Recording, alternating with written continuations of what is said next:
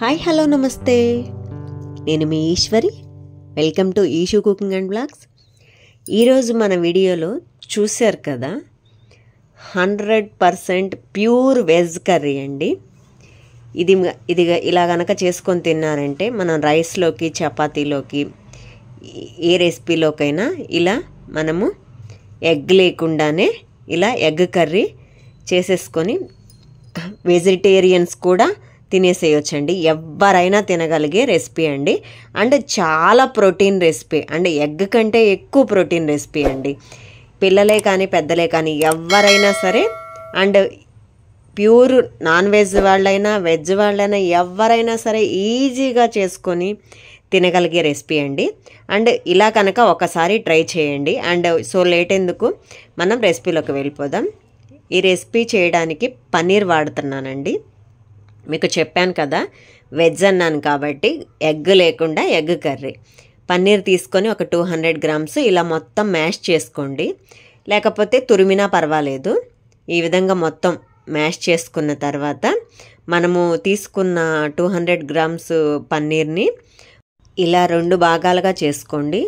ఒకటేమో 3/4 భాగము, ఒకటేమో 1/4 భాగము, అంటే పావు 3/4 3/4 ఇలా డివైడ్ చేసేసుకొని మనకిప్పుడు ఎగ్ యోల్క్ అంటే ఎగ్ లోపల పార్ట్ ఉంది కదా, మనకి ఎల్లో పార్ట్, ఆ పార్ట్ రెడీ చేసుకోవటానికి పావు భాగంలో మనము టర్మరిక్ కలుపుకొని ఈ విధంగా మొత్తం మిక్స్ చేసుకొని ఈ విధంగా బాల్ షేప్స్గా చేసుకోవాలండి. సేమ్ మనకి ఎగ్ ఎల్లో ఎలా ఉంటుందో సేమ్ అలా చేసేసుకొని అవి మొత్తం పక్కన పెట్టేసుకుందాము.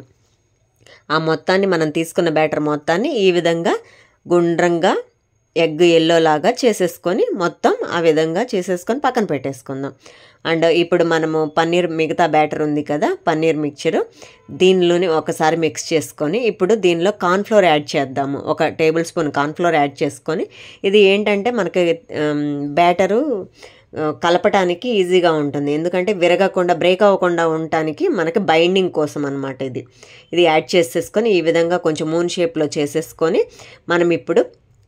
మనం ఇందాక ఎగ్ ఎల్లో మిశ్రమం చేసుకున్నాం కదా, దాన్ని మధ్యలో పెట్టేసుకొని మొత్తం క్లోజ్ చేయాలి. ఈ విధంగా ఫిల్ చేసేసుకొని మొత్తము మన ఎగ్ ఎలా ఉంటుందో ఆ షేప్లో మొత్తం కొంచెం కార్న్ఫ్లోర్ ఉంది కదా, ఆ కార్న్ఫ్లోర్ మీద ఇది కొంచెం దొర్లించాలండి ఈ విధంగా, ఎందుకంటే అది మనకి అంటుకోకుండా ఉంటుంది, ఎందుకంటే దీన్ని మనం ఫ్రై చేయాలి కదా.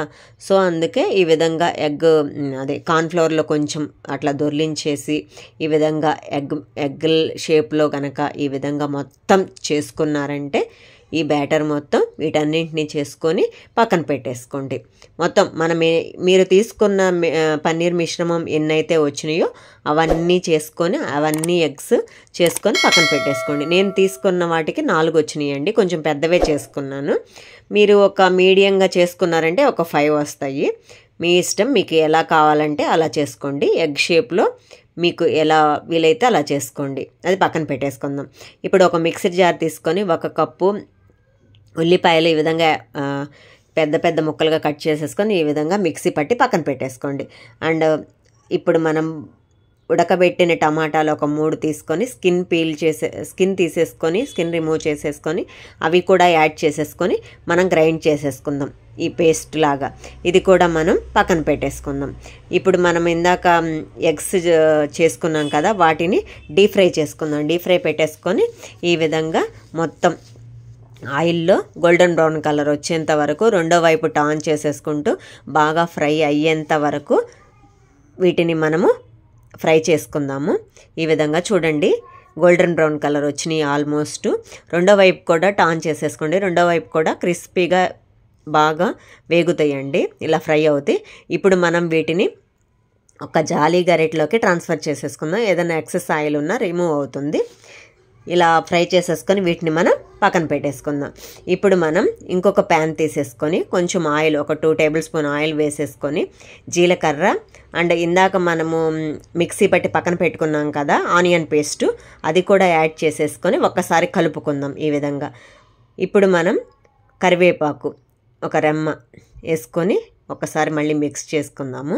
అండ్ ఇప్పుడు మనము ఇందాక టమాటా పేస్ట్ ఉడికించింది మిక్సీ పట్టేసుకున్నాం కదా, అది కూడా టమాటా ప్యూరీ కూడా యాడ్ చేసేసుకొని ఒకసారి మిక్స్ చేసుకుందాం. ఇప్పుడు సాల్ట్ కొంచెం అప్పటికి కుక్ అయ్యింది, కొంచెం సాల్టు, కొంచెం కారము, ఈ విధంగా కొంచెం పసుపు, జీలకర్ర పొడి and garam masala powder and ధనియాల పొడి, ఈ విధంగా మొత్తం 1 by 1 యాడ్ చేసేసుకొని ఇప్పుడు మనం మధ్యలోకి కొంచెం ఆ విధంగా పక్కకు అనేసుకొని ఆ విధంగా అల్లం వెల్లుల్లి పేస్ట్ యాడ్ చేసుకున్నామండి. ఇందాక యాడ్ చేయలేదు కదా మనము, ఇప్పుడైనా యాడ్ చేసుకోవచ్చు, లేకపోతే మనం ఆయిల్లోనే యాడ్ చేసేసుకోవచ్చు. ఒక్కసారి ఇలా మిక్స్ చేసేసుకొని ఒక 1 minute ఆగిన తర్వాత మొత్తం కుక్ అయిన తర్వాత ఈ విధంగా వాటర్ యాడ్ చేసేసుకోవాలి. వాటర్ యాడ్ చేసుకున్న తర్వాత పచ్చిమిర్చి యాడ్ చేసుకొని కొంచెం కరివేపాకు యాడ్ చేసేసుకొని ఒక్కసారి మొత్తం మిక్స్ చేసేసుకొని ఈ విధంగా ఇప్పుడు వాటర్ యాడ్ చేసుకున్నాం కదా, ఇప్పుడు మూత పెట్టేసుకొని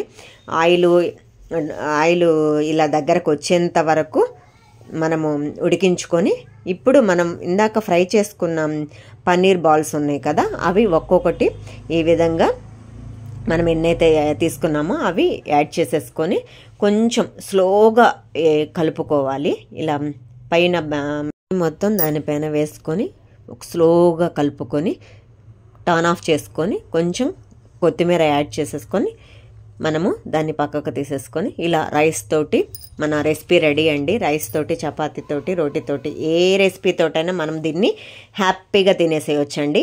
అండ్ టేస్ట్ కూడా రియల్ ఎగ్ కర్రీ కన్నా కూడా సూపర్ టేస్ట్ ఉంటుంది. ఒకసారి ఇలా ట్రై చేయండి, డెఫినెట్గా మీ పిల్లలు అండ్ ఖచ్చితంగా నచ్చుతుంది. అండ్ నా రెసిపీస్ కనుక మీకు నచ్చినట్లయితే లైక్ చేయండి, షేర్ చేయండి, సబ్స్క్రైబ్